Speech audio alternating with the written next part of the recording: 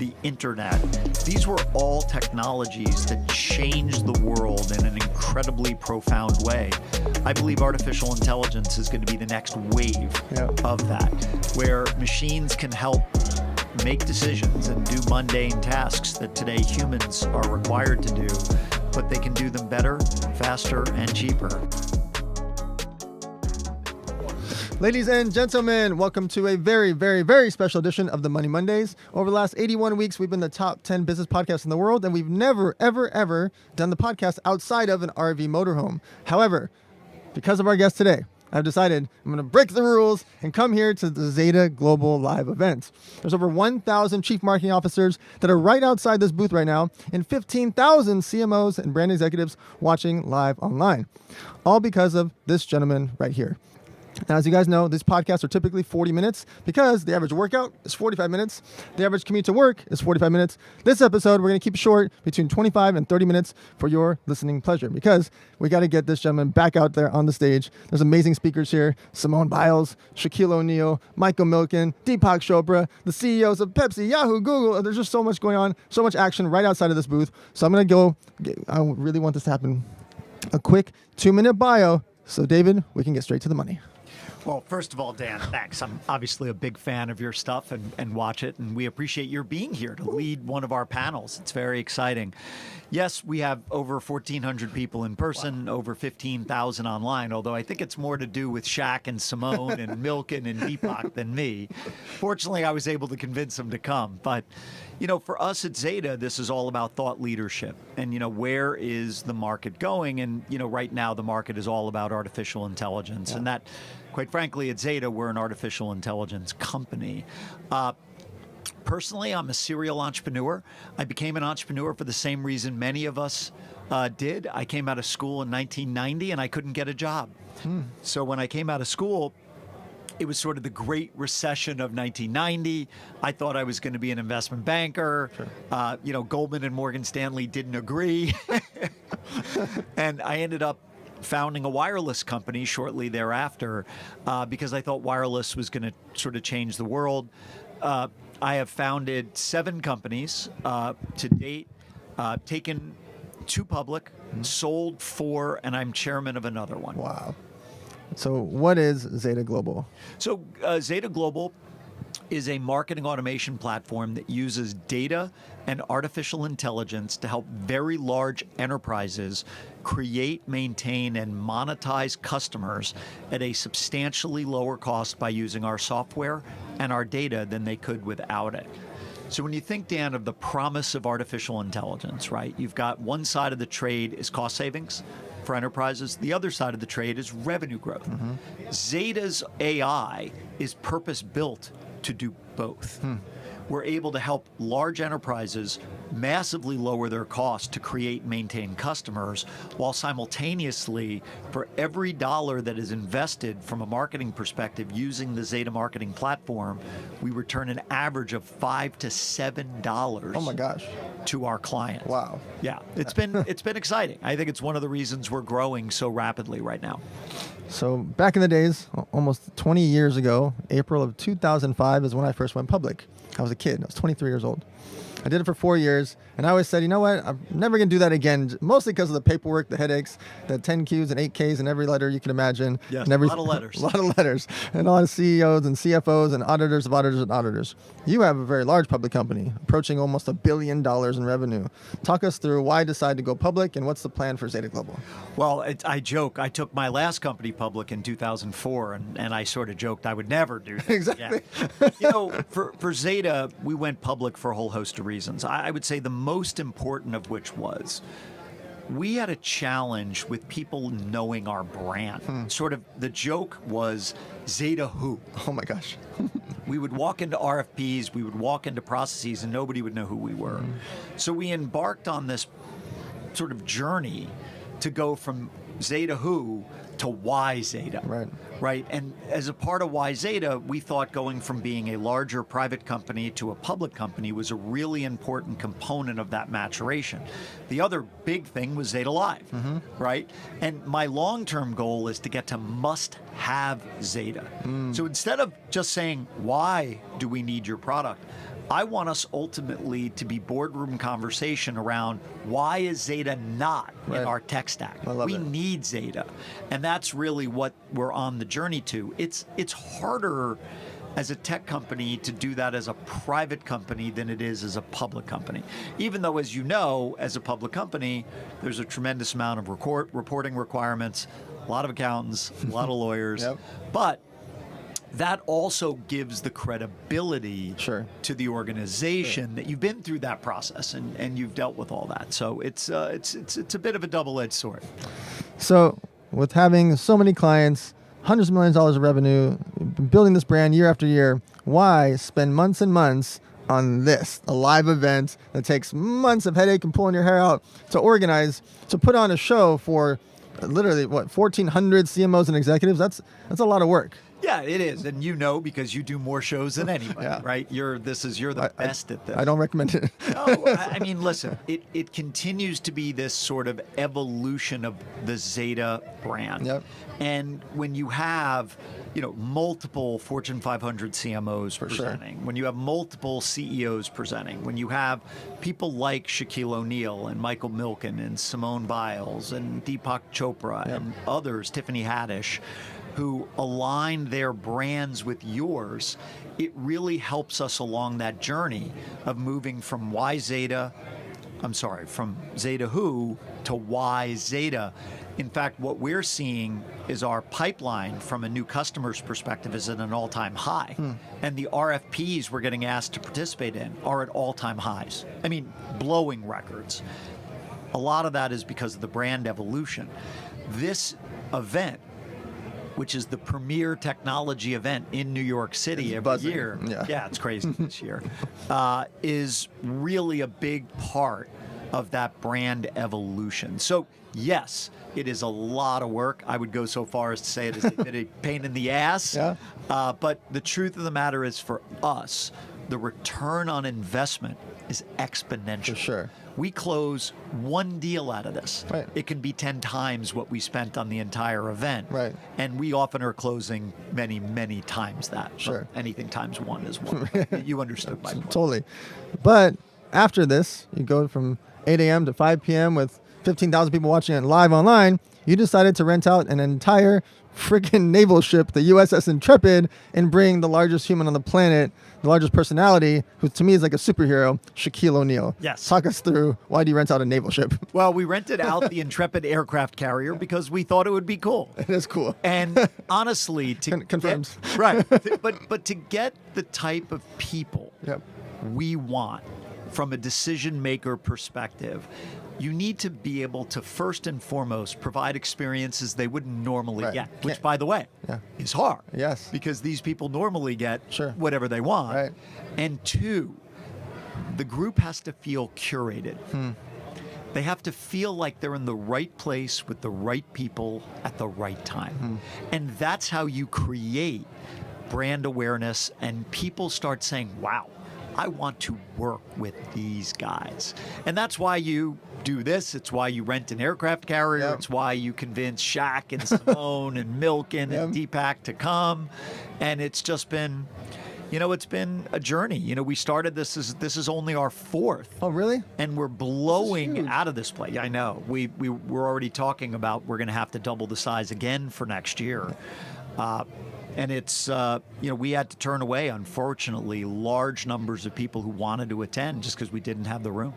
Okay, so let's take off the Zeta Global hat for a second and put on David the investor hat. Okay. Talk us through investing, funds, private equity. Walk us through that side of your world. Listen, when I look, there's multiple ways of investing. I sort of joke last night, a very good friend of mine who's a super famous actress was asking me how she should invest her money. And I said, you should listen to Warren Buffett and buy as much of the S&P 500 ETF as you possibly can. Right. And every time you make more money, buy more of it. Yep, I love it. And it's literally that simple, Yep. right? And I, by the way, could go through my family office's investments. We have 67 different fund managers, investment partners, you name it. And I would tell you the most consistent return we have is the S&P 500. Right. We go into hedge funds that are like the biggest brands in the world. There's some that are incredible. Sure, of course. We're happy to be in there. Yep. What I would say is if outside of that, always look at companies that are solving problems. Mm-hmm. And I think that's something that's missed by most investors. Most investors sort of look at this and say, oh, this guy's hot or that guy's hot. What problem do they solve? Airbnb, Amazon, Uber. Zeta. Yeah, Zeta Global. So I have to say, you can never fully take the hat off. But the truth of the matter is that if you look for companies that are innovative and really are solving a problem, they're going to be the winners in the end. So you have so much access to deal flow. You obviously have thousands of entrepreneurs around you, thousands of brands you work with. How do you decide which brand or product or service that you decide you're going to put your money into?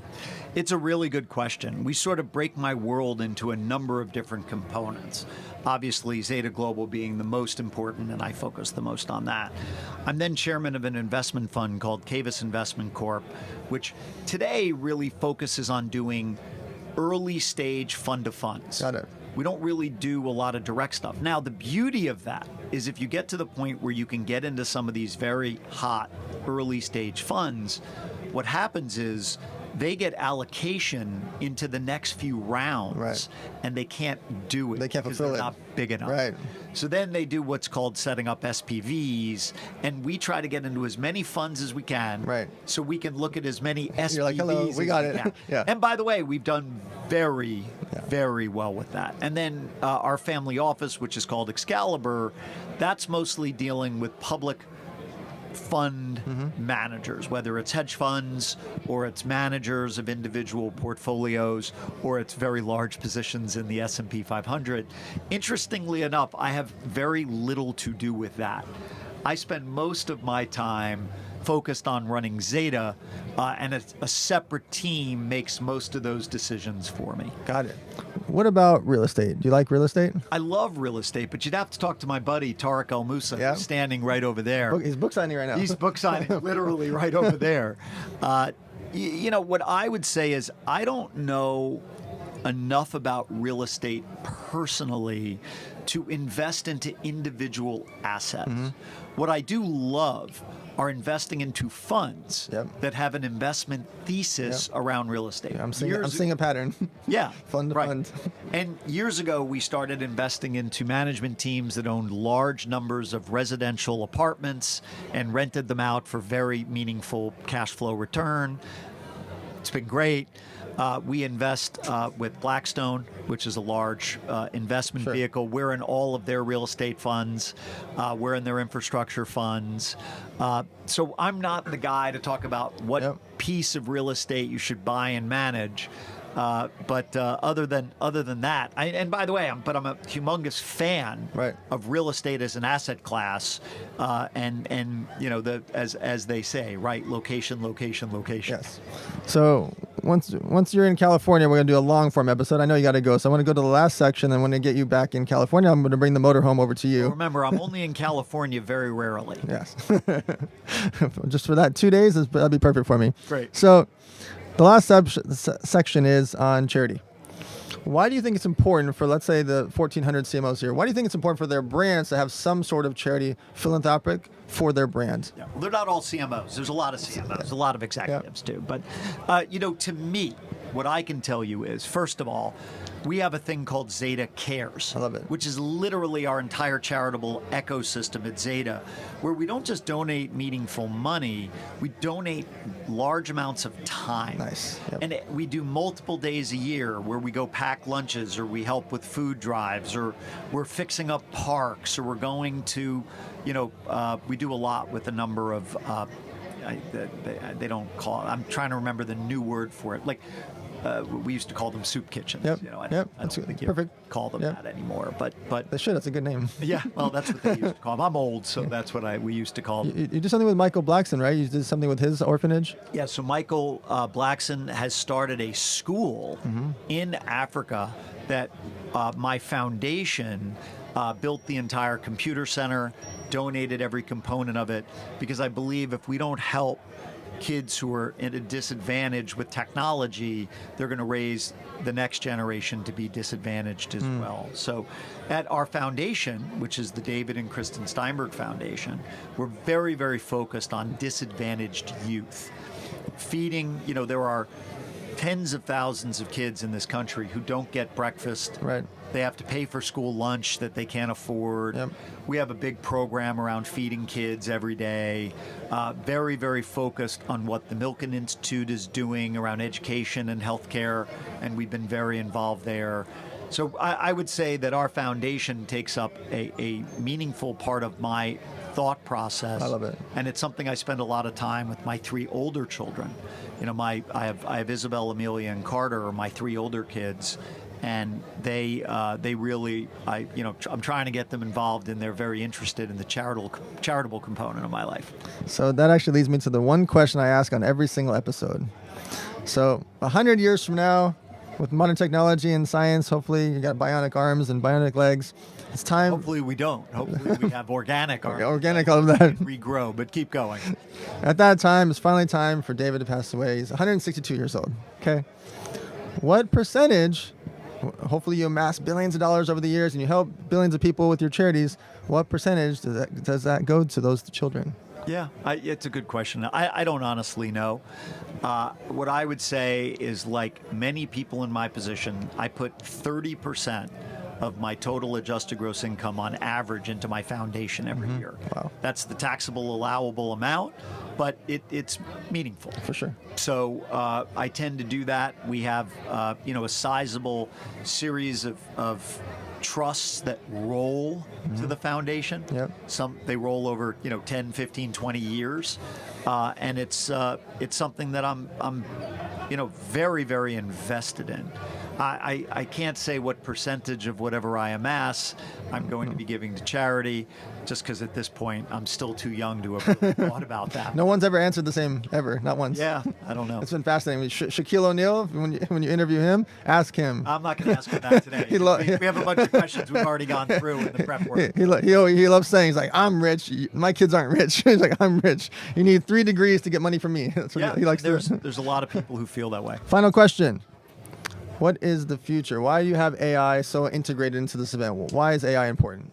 If you think about the sort of advent of technology, you really can go back. I mean, I wouldn't go back quite to fire, but if you start with the Gutenberg printing press and you move up to the telegraph, the telephone, the computer, the internet, these were all technologies that changed the world in an incredibly profound way.